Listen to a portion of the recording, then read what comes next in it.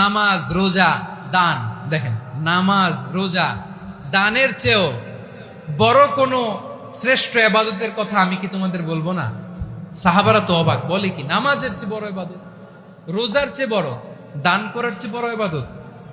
সাহাবীরা বললেন, বালা ইয়া রাসূলুল্লাহ, নবী বলেন। বিশ্বনবী বললেন, নামাজের চেয়েও বড়, রোজার চেয়েও বড়, যাকাতের চেয়েও বড়, সাদাকার চেয়েও বড় একটা ইবাদত আছে, আমি কি তোমাদের বলবো না?